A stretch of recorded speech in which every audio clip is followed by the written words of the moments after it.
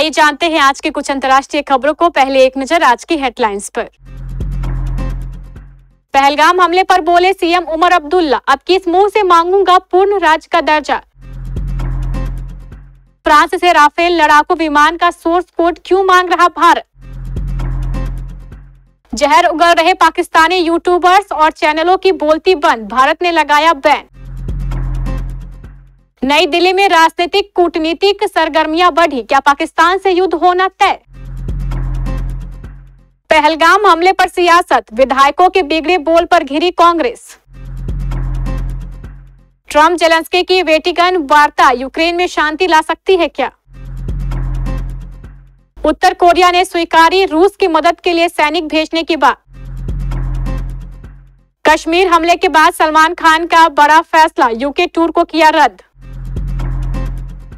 कश्मीर हमले के बाद सलमान खान का बड़ा फैसला, यूके टूर को किया स्थगित। लोग भूल रहे हैं कि ऑरेंज कैप हासिल करने के बाद विराट कोहली का बड़ा ऐलान।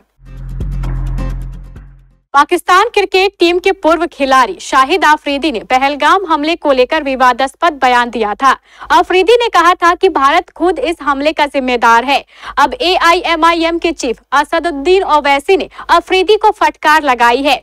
उन्होंने अफरीदी को जोकर बता दिया है। ओवैसी ने सोमवार को प्रेस कॉन्फ्रेंस में पहलगाम आतंकी हमले को लेकर प्रतिक्रिया दी। प्रेस कॉन्फ्रेंस के दौरान ओवैसी से शाहिद अफरीदी को लेकर सवाल पूछा गया।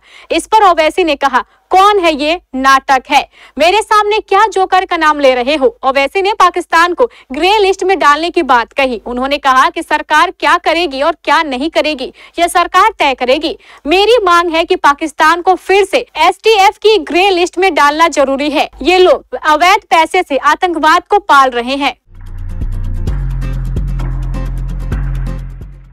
जम्मू कश्मीर के सीएम उमर अब्दुल्ला ने पहलगाम हमले को लेकर विधानसभा में बेहद भावुक स्पीच दिया है। उन्होंने कहा है कि इस हमले के बाद वह अब किस मुंह से मांगेंगे पूर्ण राज्य का दर्जा। हमले को लेकर आयोजित राज्य विधानसभा की विशेष बैठक में सीएम ने कहा है कि भले ही मौजूदा वक्त में जम्मू कश्मीर की सुरक्षा की जिम्मेदारी उनकी सरकार के पास नहीं है, लेकिन वह इस मौके पर कोई राजनीति नहीं करेंगे। वह आज पूर्ण राज्य के दर्जे की मांग नहीं करेंगे। उन्होंने कहा है कि देश के अलग अलग राज्यों से पर्यटक पहलगाम आए थे। उनकी हत्या बेहद शर्मनाक है। यह कश्मीरी लोगों के दिल पर लगा घाव है। उन्होंने कहा है कि वह इतने हल्के नहीं हो सकते कि इन लोगों की मौत पर राजनीति करे। उन्होंने कहा कि आज वह दिल्ली की हुकूमत से पूर्ण राज्य के दर्जे की मांग नहीं करेंगे।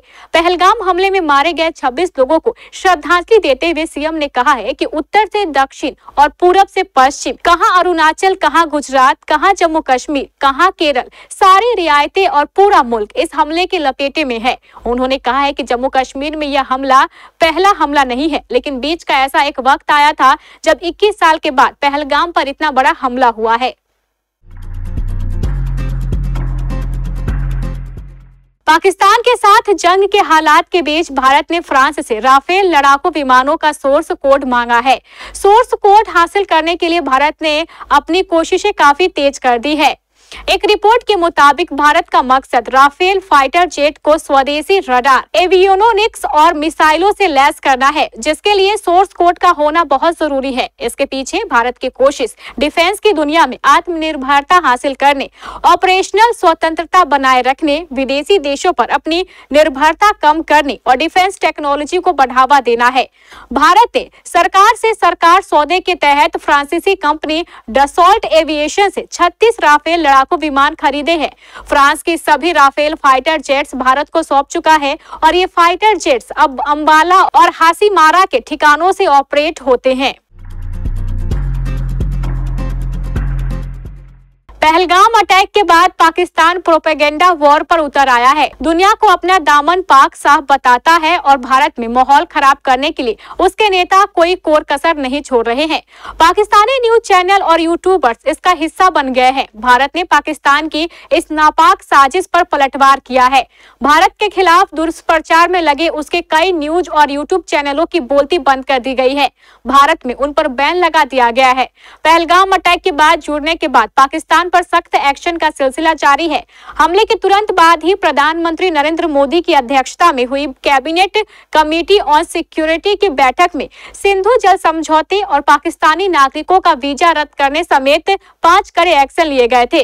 रविवार को शॉर्ट टर्म वीजा की डेडलाइन खत्म होने के बाद अटारी बॉर्डर से 537 पाकिस्तानियों को वापस भेजा जा चुका था। इसमें 9 डिप्लोमेट्स भी शामिल हैं। पहलगाम हमले के बाद पूरी दुनिया भारत के अगले कदम के इंतजार में है। पाकिस्तान जिस तरह चीन, रूस और ब्रिटेन आदि से गुहार लगा रहा है, उसका सीधा मतलब है कि वह डरा हुआ है। भारत और पाकिस्तान में चल रही उठापटक पर ध्यान दे तो ऐसा लग रहा है कि भारत किसी भी सूरत में पाकिस्तान पर हमला कर सकता है। ऐसी धारणा क्यों बन रही है? इसके पीछे का कारण क्या है, जो राजनीतिक, सैन्य और राजनयिक और सामाजिक कारणों से जुड़े हैं। हाल ही में सोशल मीडिया पर दोनों देशों की तरफ से दुष्प्रचार भी युद्ध स्तर पर है। ऐसी खबरें चल रही हैं कि पीओके के हड्डियन बाला जिले में झेलम नदी के जलस्तर में अचानक वृद्धि के कारण पाकिस्तान ने यहां जल आपातकाल घोषित कर दिया है। इसकी मुख्य वजह भारत द्वारा उड़ी बांध से बिना पूर्व सूचना के पानी छोड़ने का आरोप है, जिसे पाकिस्तान ने सिंधु जल संधि का उल्लंघन माना है। दूसरी तरफ एक खबर यह भी फैली हुई है कि पाकिस्तानी सेना में कथित इस्तीफों का दौर जारी है। इन खबरों में दावा किया गया है कि पहलगाम आतंकी हमले के बाद भारत के साथ बढ़ते तनाव के बीच पाकिस्तानी सेना में बड़े पैमाने पर इस्तीफे हो रहे हैं। पर इन सब बातों के बीच कुछ ऐसी घटनाएं भी हैं जो सीधे तौर पर इशारा कर रही हैं कि आने वाले कुछ दिनों में कुछ बड़ा होने वाला है। पहलगाम आतंकी हमले को लेकर सियासत शुरू हो गई है। पर्यटकों को धर्म पूछकर गोली मारने को लेकर विधायकों के सवाल उठने पर कांग्रेस घिर गई है। कर्नाटक के मंत्री आरबी तिम्मापुर के बाद महाराष्ट्र कांग्रेस के नेता और विधायक विजय ने धर्म पूछकर हत्या के मामले में विवादित बयान दिया है। इस पर भाजपा ने कटाक्ष किया है। भाजपा का कहना है कि कांग्रेस को अपनी पार्टी का नाम बदलकर पाकिस्तानी पार्टी कर लेना चाहिए। वटेटीवार के बयान की महाराष्ट्र के सीएम देवेंद्र फडणवीस और दिल्ली के मंत्री और भाजपा नेता प्रवेश वर्मा ने भी निंदा की है। भाजपा सांसद रविशंकर प्रसाद ने भी कांग्रेस पर हमला बोला है। भाजपा के राष्ट्रीय प्रवक्ता शहजाद पूनावाला ने कहा है कि कांग्रेस का नाम बदलकर पाकिस्तान आधारित पार्टी कर देना चाहिए। वेटिकन में दुनिया भर के नेता जमा हुए थे। कैथोलिक ईसाइयों के सबसे बड़े धर्मगुरु पोप फ्रांसिस को अंतिम विदाई देने के लिए सब एक साथ आए थे। यहीं पर यूक्रेनी राष्ट्रपति वोलोदिमीर जेलेंस्की के साथ अमेरिकी राष्ट्रपति डोनाल्ड ट्रंप की बैठक हुई।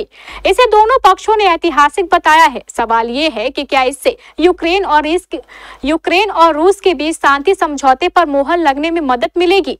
इसका पुख्ता जवाब तो आने वाले दिनों में स्पष्ट हो जाएगा। पोप फ्रांसिस के अंतिम संस्कार के समय एक साथ लाए गए अमेरिकी और यूक्रेनी राष्ट्रपति सेंट पीटर्स बेसिलिका की विशाल गुफा में लाल और सुनहरे रंग की कुर्सियों पर एक दूसरे के आगे बैठे दिखे। फरवरी में व्हाइट हाउस में पूरी दुनिया के सामने तू मैं के बाद यह उनकी पहली बैठक थी।